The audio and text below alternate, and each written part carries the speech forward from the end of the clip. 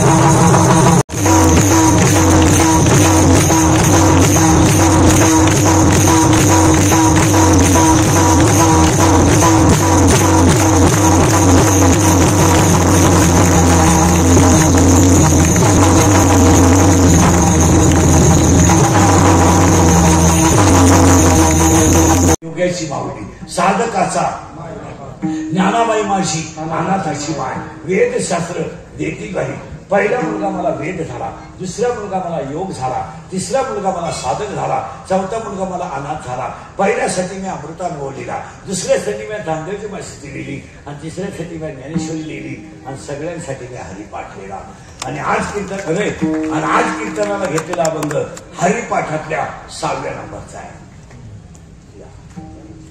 आणि हा मला बोध झाला. सत्याला वर्गणी का द्यायची, तुझं टाळ का हाणू का, दिल्या विन प्राप्ती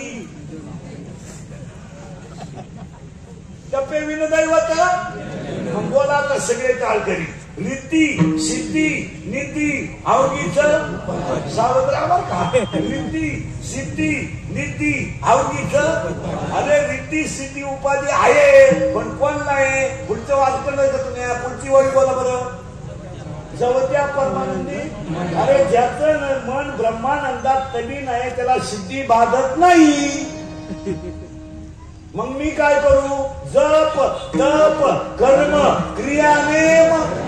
मग काय करू तो तू सर्व सुखोबोडी. अरे माझं पाप कधी जाईल, जळतील पापे.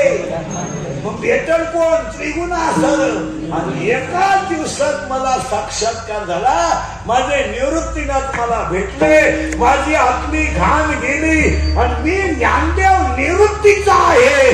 हा मला काय झाला, बोध झाला.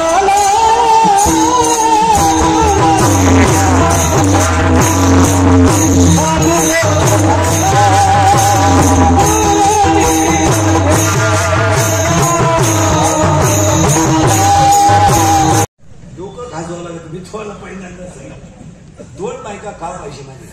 समड्याची बायको काम तृप्तीसाठी आहे, कमरेची बायको वंश वाढवण्यासाठी आहे. पण ह्या जीवाला 84च्या कचाट्यातून मुक्त व्हायला मुक्ती नावाची दुसरी बायको पाहिजे. मुक्ती नावाची दुसरी बायको केल्याशिवाय अनंत जन्मोनी पुण्य होय तसं जमणार नाही. आणि मग माणसाला लग्न न करता पोरगा व्हायला पाहिजे. डोकंच बंद होईल. बायको केलं तर कोणलाही पोरग होईल, पण बायको न करता मुलगा झाला पाहिजे. सांगू, बायको न करता मुलगा झाला पाहिजे. आणि मुलगा होण्याच्या अगोदर घरात एक म्हातारी लिहिली पाहिजे. तर सांगू, माया नावाची म्हातारी लिहिली पाहिजे आणि बोध नावाचा मुलगा झाला. बोध पुत्र. कारण ते दोनचं मुरलेलं होतं.